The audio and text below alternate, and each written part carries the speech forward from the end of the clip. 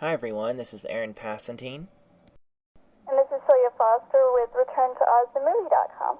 Welcome yet again to our 4th week series and the programming of Return to Oz, behind the scenes look of an Oz documentary on the movie Return to Oz, which was Walt Disney Pictures' 1985 release in June. We're so pleased that you keep listening to all the programming and the radio show that we have here on the internet for you. So I hope you're geared up for another 4th week of programming for this week, Celia.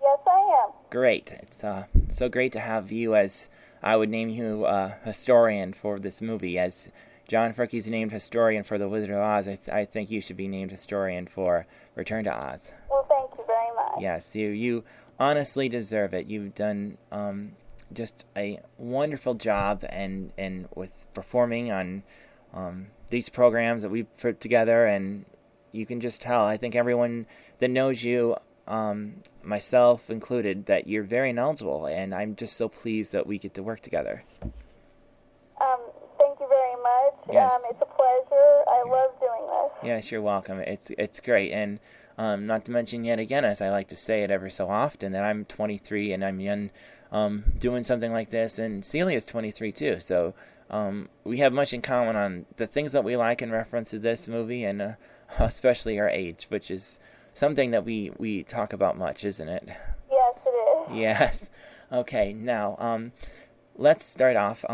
This 4th week in the series, we were going to bring up a couple issues, and one was regarding some of the people in the movie, and also a little bit we're going to talk about later on about some of the scenery, and maybe a little bit about the props. So, Celia, why don't you do what you do so well with the Oz community and talk to us about some of the things that we are going to bring up today. Well, I wanted to do something with the movie that I didn't really get into the last few weeks, which is talk about how Dorothy's friends were brought to life. Absolutely. And how all that worked. Right, that's great. Because Return to Oz is a creature film. All right. That's right. It's a good Disney film, too, and it's a sequel to The Wizard of Oz. So I want to hear personally what you have to say. I think everyone's excited to hear, too. And everybody, if you're in the United Kingdom or U.S. listening, wherever, if you have some few questions or some things that you want to see us get addressed here on the program, by all means, email them to me. Celia and I will speak about those, and as the weeks go by, we will want to address each and one of the questions that you give. So we can't promise we'll get to every single one every week, but we'll want to try to do our best to answer your questions on this radio show on the internet. So I'm sure, Celia, you agree with that too. Yes, I do. Please keep those questions coming.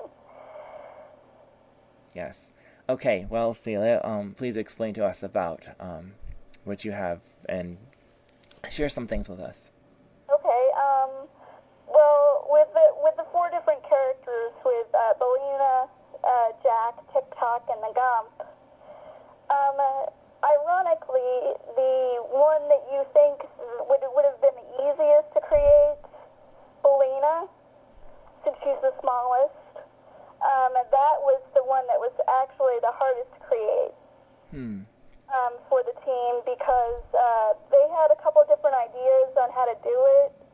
They wanted to do like a larger-than-life chicken at first, but that idea was scrapped because it would take a lot of time to do. And That's interesting. So they just decided to build an actual-sized chicken. Wow. That was fully mechanized. Now, also, if you want to make it clear, and I'm pretty sure this is correct statement, at least in a correct statement.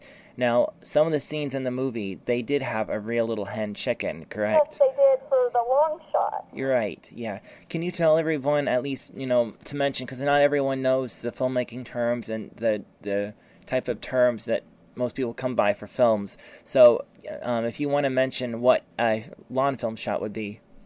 A long shot is anything that's not really close up. The close-up shots are, like the full shots of the chicken. Long shots are, shots of the chicken from behind, and like when you have full shots of, when you have, the shots of the characters that are kind of far away. Mm-hmm. you know? You're right, yes. Okay. That's interesting. All right, please go ahead and tell us what else you were going to explain, too, about the rest of the story. So they ended up building this very expensive mechanical version of Belina. But it was also a puppet in some ways, because you put your hand up there. Yes. And move the legs around and things like that, move the wing. But her head had to be sort of mechanized. Right. And that was used via radio control. And you could do about 100 or more moves in the head alone. Wow. That's amazing. It's hard to believe. Even at that time, there were, several programs being made, not programs, but several movies being made that they were just starting, animatronics, different things. Like Labyrinth was one of the ones that really had a big, issue at that time. And the Dark Crystal. That's right. Dark Crystal did too. So it's very interesting. That time was very important at the time of movies being made with animatronics, because Jim Henson and a lot of those groups were together on it, and they brought a lot to people this day and age can look back and say, wow, that's amazing that they did it like that. But it's amazing at what they can do now with Lord of the Rings. With CGI. That's right, with the CGI, yes. And not to mention it off too much, but those of you that enjoy the Chronicles of Narnia and love the Lion, the Witch, and the Wardrobe, there are.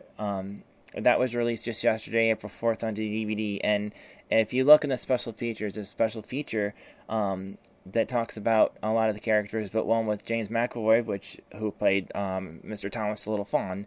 And if you guys look at that, you'll see a lot about the CGI scripting and how they used his fawn leg and all that type of stuff to put it together, and the CGI scripting animation. So, years later, after Return to Oz, movies like that are being made where they can really clearly show digitally, how they can put something together that makes it look real. Right. So. His head was fully mechanized also, and he was